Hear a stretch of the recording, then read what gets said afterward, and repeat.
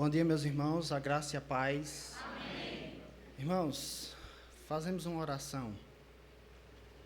Deus, nesse momento, só importa uma coisa: a tua glória. Nada mais. Eu peço que Jesus Cristo se revele a todos,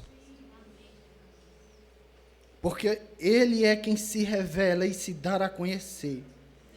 Se revele, Senhor, e o Senhor estará revelado. É isso que eu te peço, em nome de Jesus. No final, irmãos, eu me apresento e apresento quem está me acompanhando. Leiamos, abram suas Bíblias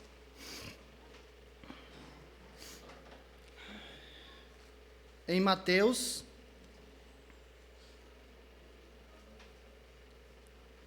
capítulo de número 9. Mateus, capítulo de número 9, nós estaremos combinando dois textos.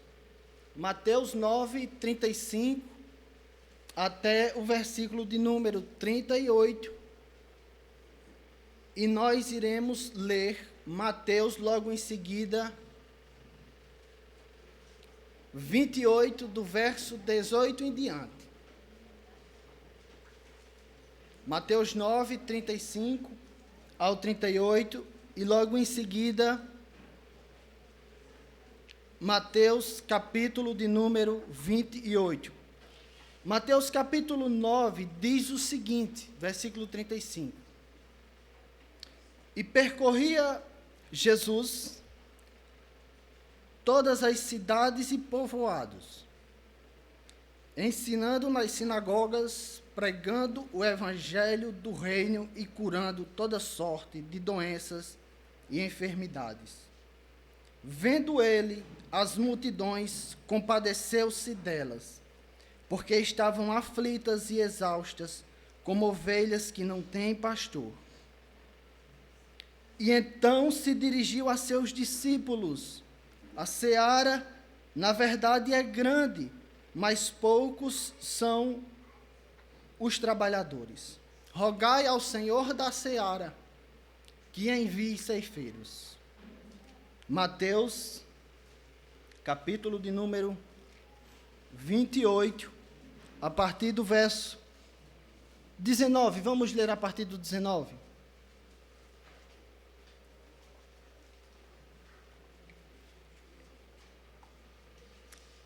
Diz assim: Ide, portanto, fazei discípulos de todas as nações, batizando-as em nome do Pai, do Filho e do Espírito Santo, ensinando-os a guardar todas as coisas que vos tenho ordenado. E eis que estou convosco até a consumação dos séculos. Irmãos, o tema que a mim foi conferido nessa manhã é: vamos completar a missão.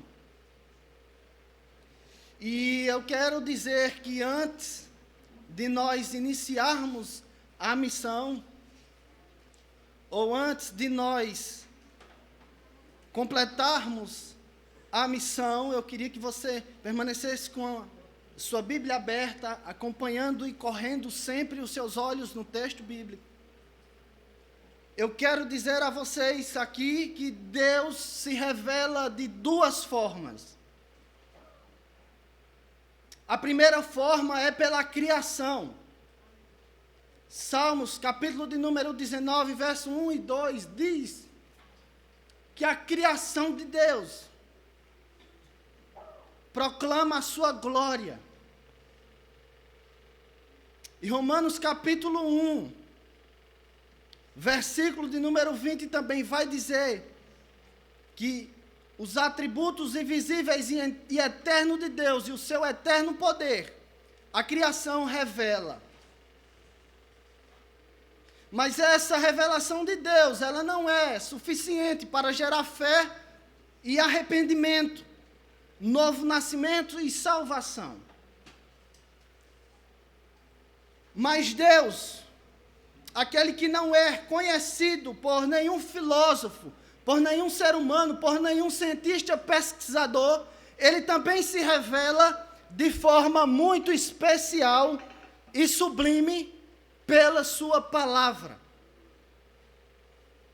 E pela sua palavra, ele se revela de forma especial, levando os seres humanos ao arrependimento, à fé e à transformação pela proclamação da sua palavra e pela atuação do Espírito de Deus. Antes de completarmos a missão, ou antes de irmos à missão, eu quero aqui destacar 3 coisas com bastante ênfase. E a primeira delas é que nós devemos conhecer a Deus e os seus atributos, ou as suas qualidades que são inerentes ao seu ser essencial, que é bondade, que é misericórdia, que Ele é gracioso, que Ele é amoroso, que Ele é soberano, que Ele é imutável, que Ele é longânimo, que Ele é santo, santo, santo. E também devemos conhecer e saber e entender e ter vivo na nossa memória que isso não é um atributo, mas é uma resposta à sua santidade e à sua reta justiça, que Deus também é um Deus que se ira. Segundo, antes de entrarmos no texto, nós devemos conhecer e bem, ou pelo menos parcialmente, a condição humana. E aqui eu quero deixar alguns textos. Romanos, capítulo de número 1 até o capítulo de número 3. É importante que leiamos e entendamos, porque Romanos, capítulo 1 ao 3, fala sobre a depravação humana, a qual ela se encontra, tanto gentios como judeus. Também devemos entender Efésios, capítulo 2, do versículo 1 ao 3, que vai mostrar como nós também outrora andávamos. E também mais um texto que fala sobre a condição humana desde o princípio, é Gênesis capítulo de número 6, versículo de número 5, onde Deus viu que desde sua meninice os desígnios do homem são maus. E em terceiro lugar, nós devemos conhecer bem as narrativas que falam a respeito de Jesus, do seu nascimento, da sua vida e ministério, morte e ressurreição. Isso inclui os 4 evangelhos, isso inclui Romanos, o livro inteiro, Gálatas, Hebreus e Efésios. E antes que nós pensamos que, por causa que fizemos um seminário, aqui no caso de minha pessoa e de Edivan, você talvez pense é muita coisa para que possamos aprender, e eu quero dizer, não é nada. Eu não estou pedindo para que você estude grego como o seminário pede, hebraico, que você aprenda inglês, não é isso. Eu estou pedindo para que você entenda aquele que lhe escolheu antes da fundação do mundo, se encarnou e morreu por mim e por você, para que possamos herdar a vida eterna. Amém. Nós sabemos muito a respeito de futebol, nós sabemos muito a respeito de política, nós sabemos muito a respeito de modas e de tradições humanas, mas sabemos muito pouco daquele que viveu entre nós, o Deus encarnado. Eu peço que você faça tudo isso, estudando simplesmente sua Bíblia, pedindo orientação a Deus e às suas lideranças, com um espírito manso e humilde, quebrantado. E eu quero lhes dizer que Deus os honrará, Deus glorificará o seu nome através de nossas vidas, porque o texto a qual lemos diz: toda autoridade foi-me dada nos céus e na terra, e não é na nossa força, no nosso poder, na nossa vontade, mas é na força, é no poder, é na vontade daquele que ressuscitou ao terceiro dia e tem toda a autoridade em suas mãos.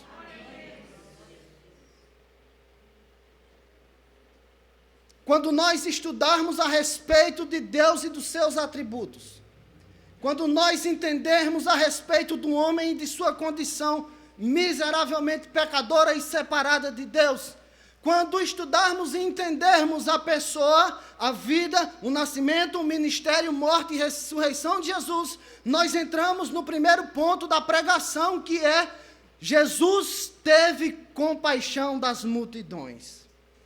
Isso está em Mateus, capítulo de número 9, versículo de número 36. Vendo ele as multidões, se compadeceu delas. Jesus viveu num tempo onde Israel tinha no mínimo 400 sinagogas. Jesus viveu numa época a qual religião e Estado estavam juntos. Jesus viveu numa época a qual estava rodeado de pessoas religiosas, de sinagogas e até mesmo de um grande sinédrio, onde havia doutores da lei que tinham decorado letra por letra de todo o Antigo Testamento. Mas as pessoas na época de Jesus em Israel estavam famintas, espoliadas, dispersas, abandonadas, não encontravam a Deus nas sinagogas e não encontravam a Deus também, a salvação de Deus dentro delas. Então é nesse contexto a qual o Filho de Deus se encarna. Quando olha para toda essa situação de Israel, ele se compadeceu dessas pessoas. A palavra misericórdia aqui é uma palavra que fala sobre vísceras, as nossas vísceras. Quando você olha para alguém por causa da sua pobreza, por causa da sua enfermidade, por causa dos seus problemas, que você sente a sua barriga embrulhando, é isso que quer dizer misericórdia. Quando Jesus olhou para aquele povo perdido, distante de Deus, morto espiritualmente, sem encontrar a palavra de Deus e a salvação de Deus, a barriga, as vísceras de Jesus Cristo de Nazaré, o nosso Senhor, mexeu-se por dentro.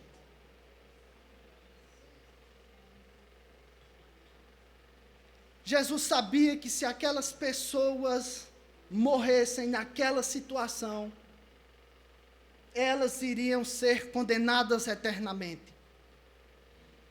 Jesus sabia diagnosticar as suas aflições, as suas angústias, os seus problemas, porque Jesus se importava com eles.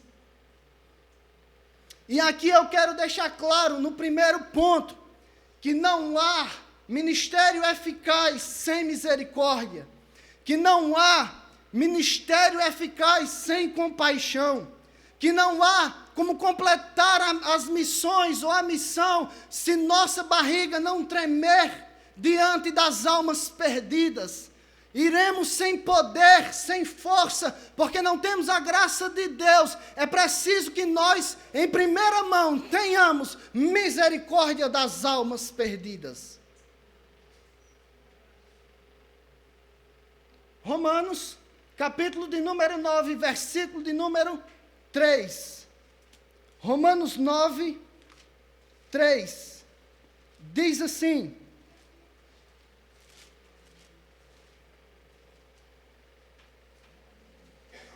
9, 2 e 3. Tenho grande tristeza, incessante dor no coração, porque eu mesmo desejaria ser anátema, separado de Cristo, por amor aos meus irmãos compatriotas. Foi isso o que o apóstolo Paulo disse. O apóstolo Paulo, o apóstolo que escreveu mais epístolas, cartas e documentos no Novo Testamento.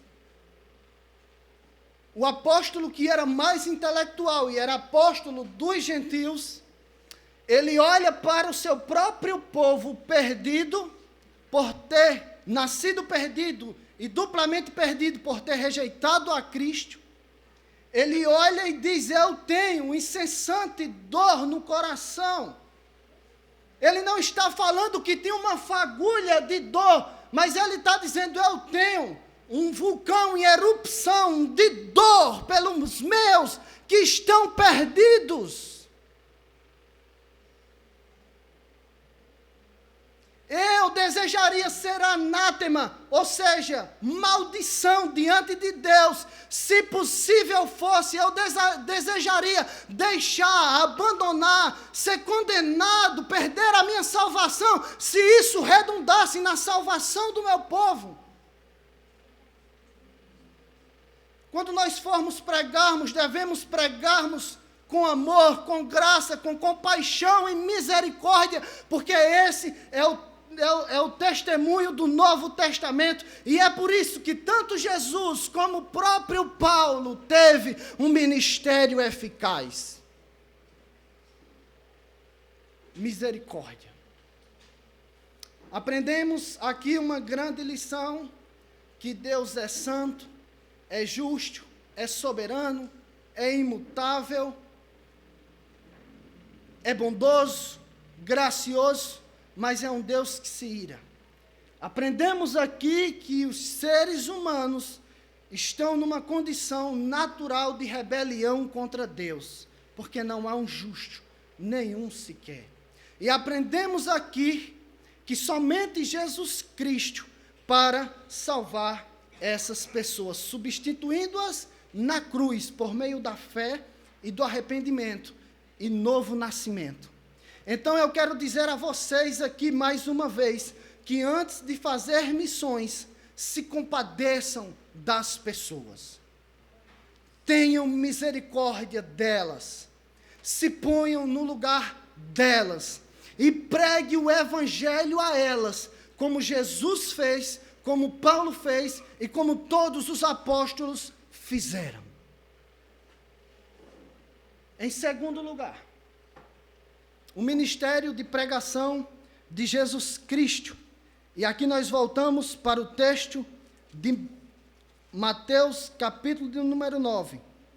E percorria Jesus todas as cidades e povoados, ensinando nas sinagogas, pregando o evangelho do reino e curando toda sorte de doenças e enfermidades.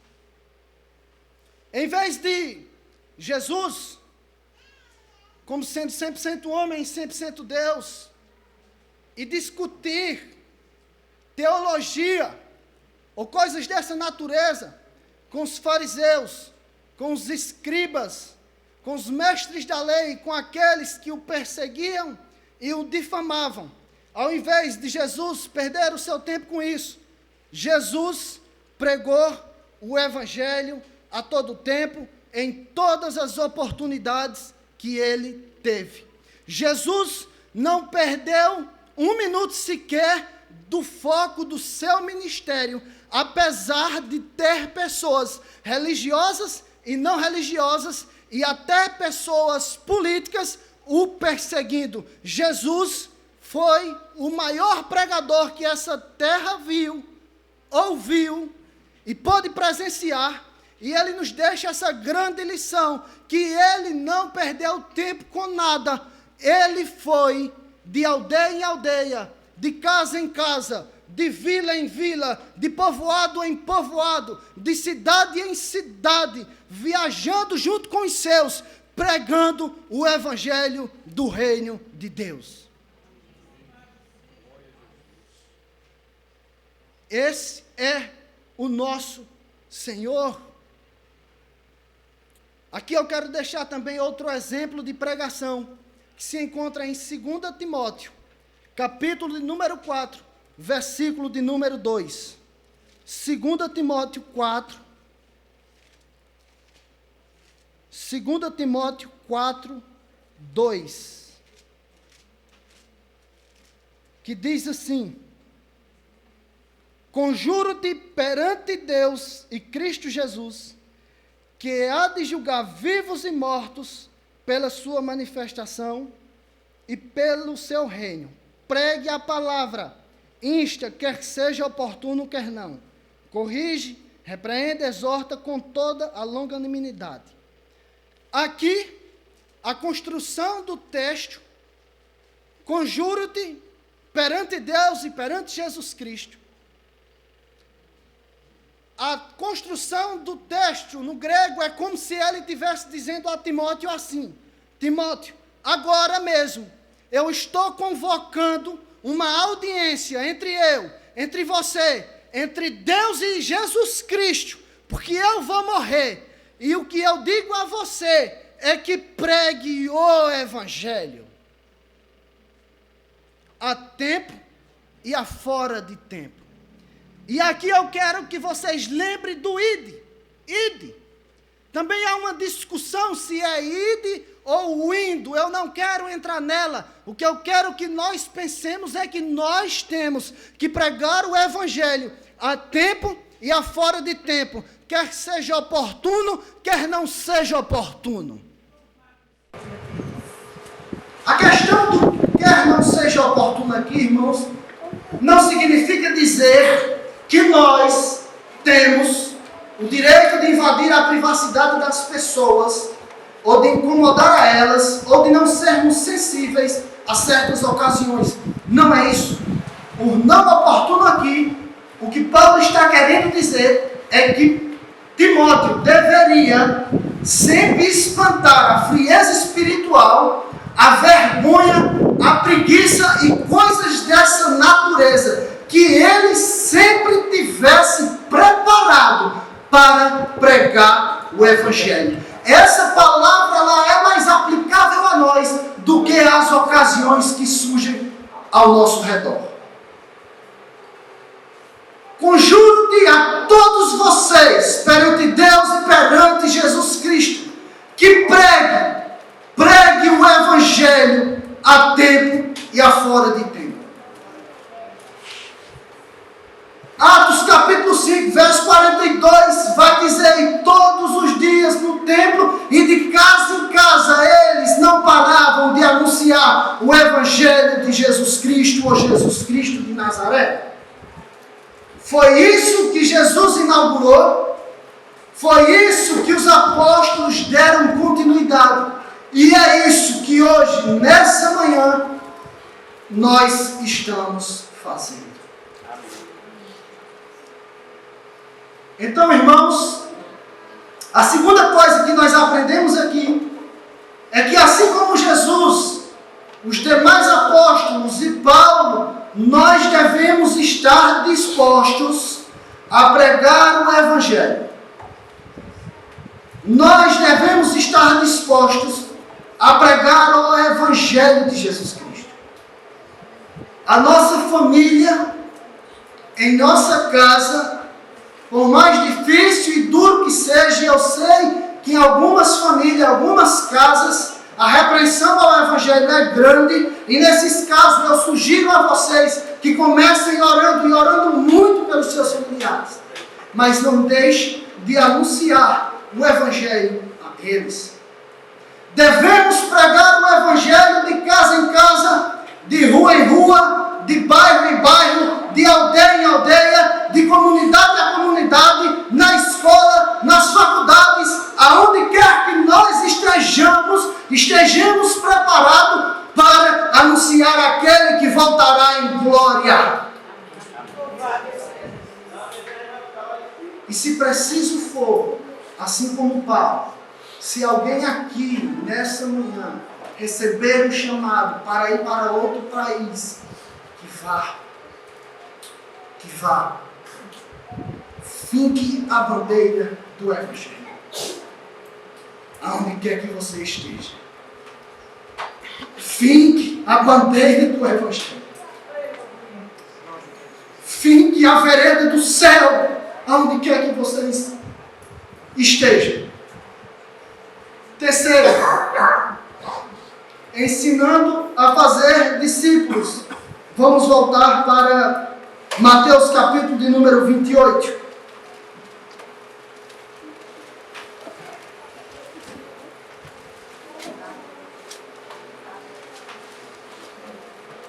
Verso 20: ensinando-os a guardar todas as coisas que vos tenho ordenado, e eis que estou convosco até a consumação dos séculos. Antes dos apóstolos ensinarem, os apóstolos aprenderam. E antes de nós ensinarmos, nós devemos aprender. Mateus, do capítulo de número 4 até o capítulo de número 9, Jesus Cristo chamou os seus discípulos, que até o momento ainda não eram apóstolos, e ele começou a curar, a pregar, a ensinar e a fazer todas as coisas à vista dos seus discípulos. E só a partir do capítulo 10, Jesus chama eles e dá autoridades para que eles preguem o Evangelho. Então, primeiro eles aprendem, primeiro eles andam com Jesus pregando, primeiro eles andam com Jesus batizando, primeiro eles andam com Jesus expulsando demônios, primeiro eles são perseguidos com Jesus, e Jesus até aqui blinda eles, mas eles são perseguidos junto com Jesus. Eles caminham com Jesus, eles comem com Jesus, eles dormem com Jesus, eles viajam com Jesus, eles estão em um seminário intensivo de 3 anos a 3 anos e meio, aprendendo a fazer todas as coisas que mais tarde, depois do Pentecostes, eles seriam incumbidos a fazer. Por isso Jesus aqui no final do texto olha para eles e diz: ensinando a guardar todas as coisas que vos tenho ordenado. Aqui é especificamente ensinando os 4 evangelhos, tudo que está revelado. Ainda aqui dentro, ensinando e fazendo discípulos, existe uma biografia de um homem chamado, o maior evangelista do século passado, Billy Graham, que ele disse na sua biografia que ele perdia noites e mais noites de sono, porque em suas cruzadas evangelísticas, em suas pregações, milhões e milhões de pessoas eram convertidas, mas ele se preocupava a noite inteira pensando: quem está ajudando-as? Quem está ensinando-as? Quem está firmando elas na fé? E eu fico feliz por ele ter tido essa preocupação, pois essa preocupação é uma preocupação bíblica. Quando uma pessoa se converte, irmãos,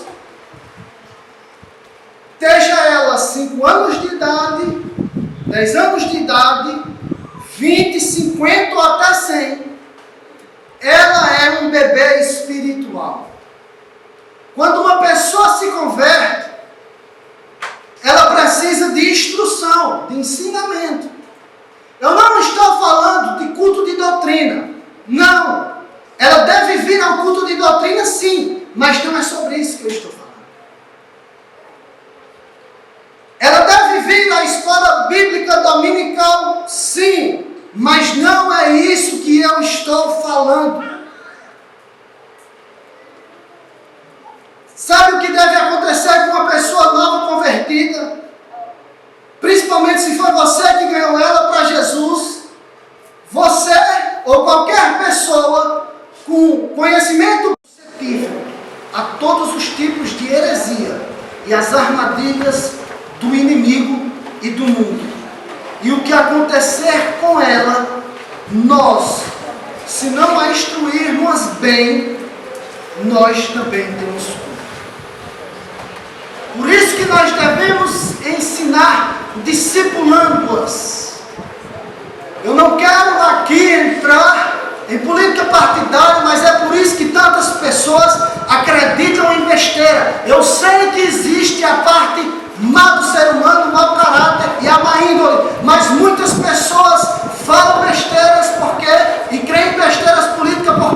são mal instruídas. Muitas pessoas fazem determinadas coisas com seus filhos e com suas famílias porque são mal instruídos. Tem muitas pessoas que fazem coisas erradas porque são maus, mas tem muitas pessoas que fazem coisas erradas porque são mal instruídas. Nós devemos instruir ao nosso semelhante. Quarto, Mateus, capítulo de número 9, versículo de número 38. Rogai ao Senhor da seara, que mande trabalhadores para a sua seara. A seara é grande, mas poucos são os trabalhadores.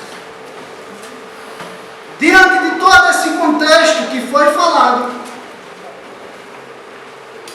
se nós pegarmos qualquer censo do IBGE e ver o número de evangélicos e de cristãos e de igrejas evangélicas, nós ficaremos espantados. Mas a declaração que Jesus deu há 2000 anos atrás, ela continua viva. A seara é grande, mas poucos são os trabalhadores. Eu não sei qual é a realidade de Goiânia. Eu viajei 435 quilômetros. Eu sou do Alto Sertão da Paraíba. Mas na época a qual eu estava sendo convencido pelo Senhor, eu via motos e mais motos subindo por todos os lados para evangelizar. Hoje, lá no meu interior, é mais fácil eu ver um cometa no céu do que uma pessoa evangelizando. E eu não estou brincando, eu estou falando sério.